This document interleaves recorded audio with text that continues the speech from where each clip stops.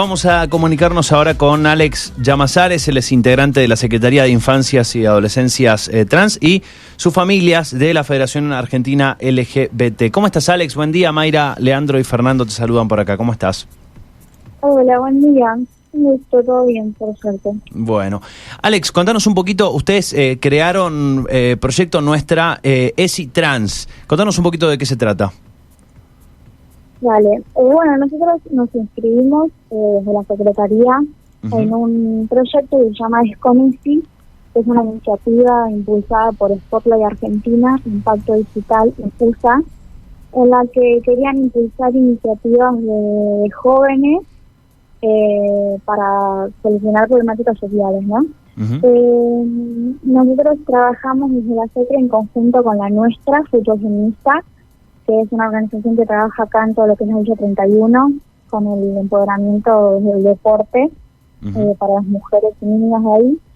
Y bueno, nosotros nos hicieron trabajar en conjunto con el Ministerio de Educación, con el Programa Nacional de ESI, y se nos pidió que desarrollemos un material para la prevención de la violencia de género hacia mujeres y hacia la diversidad.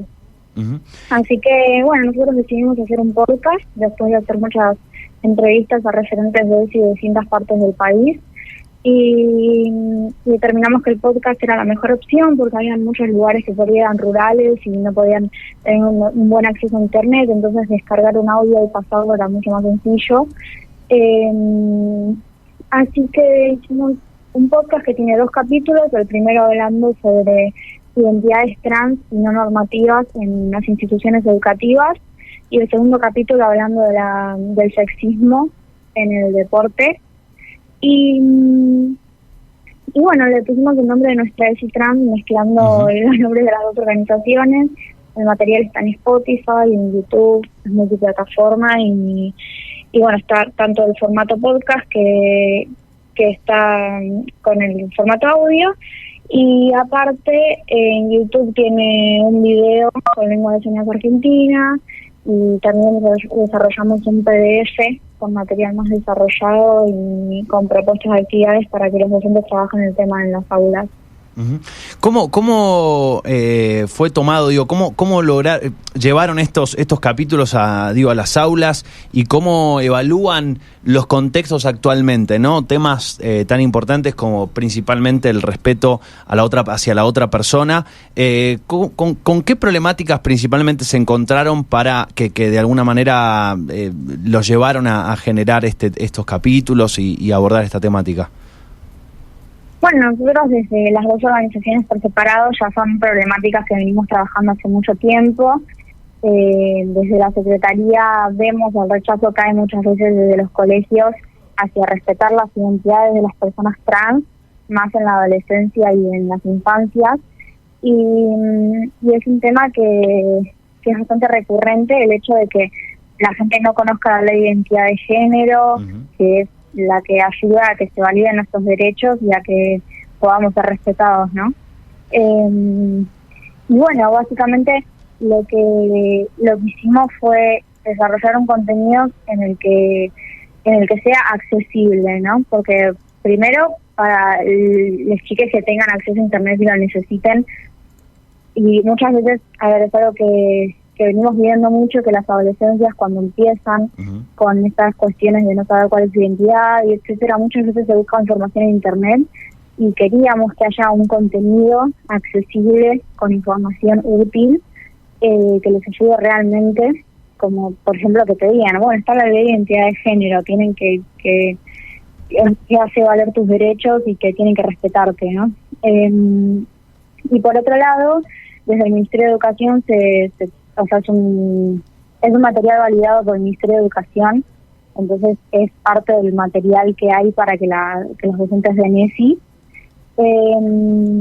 Y además, cuando hicimos estas entrevistas a referentes de ESI de distintas partes del país, nos dijeron que uno de los temas más difíciles de tratar era la diversidad sexual, porque por más que le daban la información a los docentes, ellos no sabían cómo llevarla al aula, ya sea por rechazo, por miedo, por no saber cómo hacerlo, etcétera.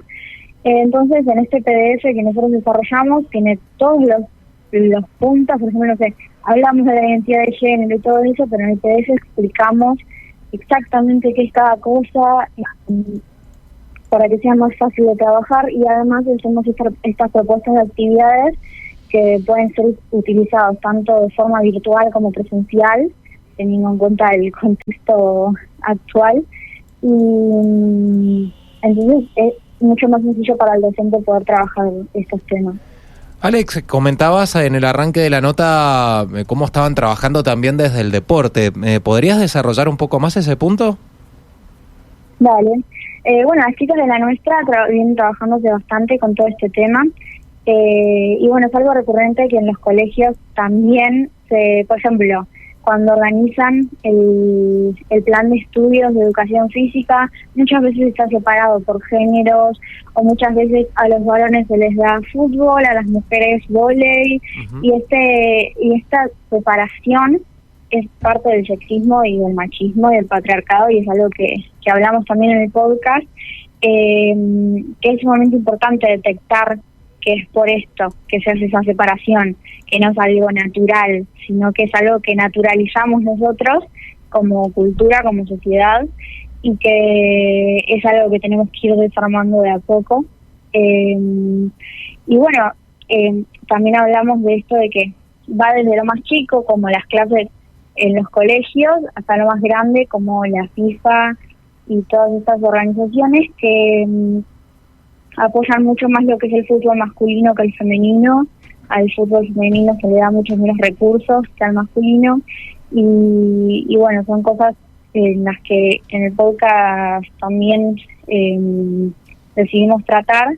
Y bueno, en el PDF también hablamos de todo lo que es cómo poder trabajar esto en las clases. Por ejemplo, hay una propuesta de actividad en la que se dice, bueno, que hayan varias estaciones en las que los chicos, la propuesta sería para una actividad presencial, y que vayan pasando de estación en estación, en la que en alguna parte tengan que jugar al fútbol, en alguna al vóley, y que todos hagan todo, ¿no? Y ver y hacer que las personas se cuestionen por qué al varón le hubiese gustado más jugar al fútbol que por ahí hacer una coreografía, o por qué se hubiese negado a hacer una coreografía, por un ejemplo, ¿no? Que son cosas que tenemos naturalizadas.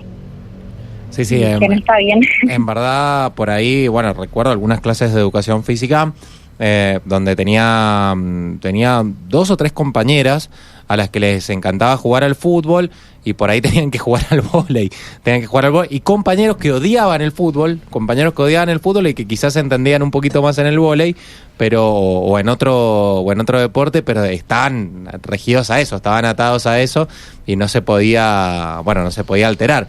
Quizás vamos camino a otra forma de dictar clases de educación física y de muchísimas otras disciplinas, Alex.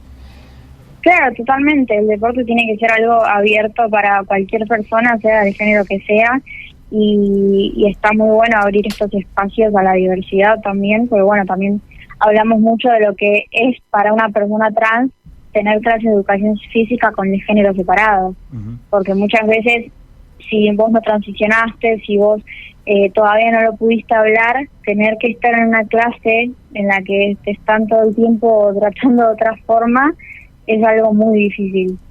Y es algo que no tendría que pasar, porque es un deporte que tiene que estar abierto para cualquier persona, y que cualquier persona es capaz de poder aprenderlo, ¿no?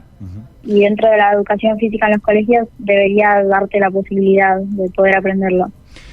Alex, antes de recordarnos un poquito cómo podemos acceder a estos contenidos y cómo se están difundiendo, obviamente este tipo de charlas entiendo que ayudan a poder dar a conocer el material, pero te pregunto desde la ignorancia, ¿qué sucede con las personas que, de pronto se perciben con otro género, o como decías vos, buscan transicionar y son menores de 18 años respecto a los vínculos ya sea en el colegio, con los padres? Sé que es algo muy general lo que estoy preguntando y tal vez caso a caso es distinto, pero ¿está esa percepción o ese vínculo de que esto es algo que debería pasar después de los 18 o hay una presión de cuestionarlo si pasa en menores de edad?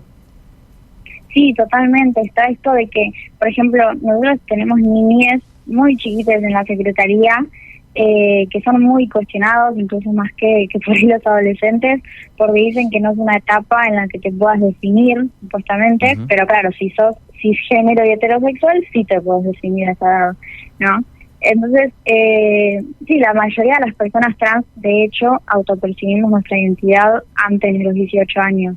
Por eso se creó este espacio de la Secretaría para acompañar a lo que son las infancias y adolescencias, porque entendemos lo importante que es a esta edad y en ese proceso el acompañamiento de las familias, ¿no? El primer lugar en el que sufrimos el rechazo es en nuestras casas y en los colegios. Y sí, es un momento en el que se necesita mucho acompañamiento, hay mucha desinformación, se cree que eso es algo que definís de grande, pero la mayoría de las veces no es así.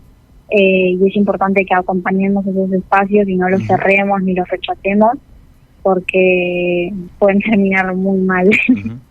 Alex, ¿cómo hacemos para acceder a los contenidos? ¿Cuál es la manera más fácil de llegar? Lo pueden escuchar en Spotify, buscando Es con Esi, ahí te salen los 2 capítulos. También está en YouTube, como Nuestra Esi Trans, están los 2 capítulos y aparte tiene otro refuerzo de lengua de señas argentinas para quien lo necesite. Y en la descripción de los videos de YouTube pueden encontrar los audios para descargar y aparte el PDF con toda la información más detallada y todas estas propuestas de actividades. Genial, genial. Alex, agradecerte por estos minutos. Muchas gracias a ustedes por el espacio. Abrazo grande, hasta luego. Un abrazo. Chao.